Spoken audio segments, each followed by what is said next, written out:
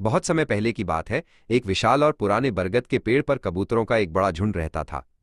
उनका मुखिया एक बहुत ही बुद्धिमान और अनुभवी कबूतर था, जिसका नाम विदुर था। विदुर हमेशा सबको मिलजुल कर रहने की सलाह देता था। उसी झुंड में एक छोटा और बहुत चंचल कबूतर भी था, जिसे सब प्यार से चुलबुल बुलाते थे। चुलबुल हमेशा नई चीजों को देखने के लिए उत्साहित रहता था।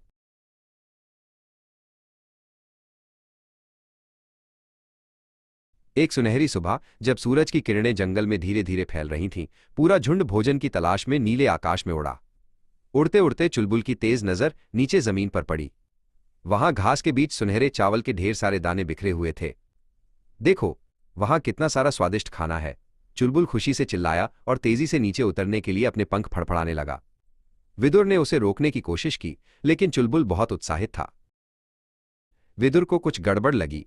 उसने सबको चेतावनी दी, रुको, इस निर्जन जंगल के बीच इतने चावल कहां से आए? ये कोई धोखा हो सकता है। लेकिन भूखे कबूतरों ने उसकी एक न सुनी। पास ही एक घनी झाड़ी के पीछे व्याध नाम का एक चालाक शिकारी छिपा बैठा था। उसने जमीन पर जाल बिछाया था और चुपचाप अपने शिकार के फंसने का इंतजार कर रहा था। उसके हाथ में जाल की डोर थी। जैसे ही चुलबुल और बाकी कबूतर जमीन पर उतरे और मजे से दाना चुगने लगे, अचानक ऊपर से एक बड़ा और भारी जाल उनके ऊपर आ गिरा। वे सब उसमें फंस गए। विदुर, जो अपने दल को बचाने के लिए नीचे उतरा था, वो भी उस जाल के अंदर कैद हो गया। चुलबुल बुरी तरह घबरा गया और जाल से बाहर निकलने के लिए छटपटाने लगा। शिकारी झाड़ियों से बाहर आने लगा था। जाल में फंसे कबूतर अपनी जान बचाने के लिए अलग अलग दिशाओं में उड़ने की कोशिश करने लगे। चुलबुल दाईं ओर जोर लगा रहा था तो नील नाम का एक दूसरा कबूतर बाईं ओर खींच रहा था। लेकिन जाल बहुत भारी था और वे सब अपनी जगह से हिल भी नहीं पा रहे थे। उनकी आपसी खींचतान से जाल उनके शरीर पर और भी कसता जा रहा था। सबकी धड़कनें तेज हो रही थीं। शांत हो जाओ, विदुर ने अपनी गंभीर आवाज में कहा। इस तरह अलग अलग ताकत लगाने से हम कभी आजाद नहीं हो पाएंगे। शिकारी करीब आ रहा है। अगर हमें बचना है तो हमें एक साथ मिलकर एक ही दिशा में उड़ना होगा। जब मैं 3 कहूं तो हम सब अपनी पूरी ताकत लगाकर एक साथ आसमान की ओर उड़ेंगे। चुलबुल ने अपनी गलती समझी और विदुर की ओर उम्मीद भरी नजरों से देखा। विदुर ने जोर से गिनती शुरू की, 1, 2 और 3।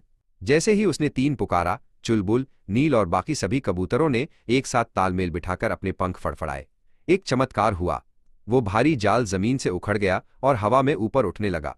कबूतर अपनी पूरी शक्ति झोंककर उस भारी जाल को लेकर ऊंचे आकाश में उड़ने लगे। एकता ने उन्हें ताकतवर बना दिया था।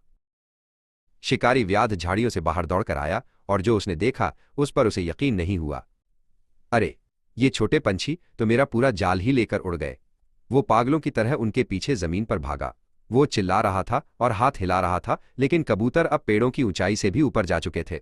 शिकारी हांफते हुए दूर से उन्हें ओझल होते देखता रह गया। विदुर सबको जंगल के सुदूर कोने में ले गया, जहां उसका एक पुराना और बहुत वफादार दोस्त रहता था। वो हिरण्य नाम का एक छोटा और तेज दिमाग वाला चूहा था। विदुर और बाकी कबूतर जाल सहित हिरण्य के बिल के पास उतरे।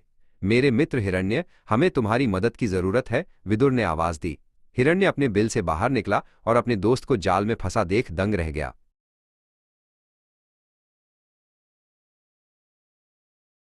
हिरण्य ने तुरंत स्थिति को समझा और अपने तेज, नुकीले दांतों से जाल के मजबूत धागों को कुतरना शुरू कर दिया। कुछ ही पल में उसने जाल को कई जगहों से काट दिया। चुलबुल और नील सबसे पहले बाहर निकले और फिर पूरा झुंड आजाद हो गया। चुलबुल ने विदुर के पैर छुए और अपनी नादानी के लिए माफी मांगी। सबने एकता का असली महत्व जान लिया था और फिर वे खुशी खुशी अपने बरगद के पेड़ की ओर उड़ चले।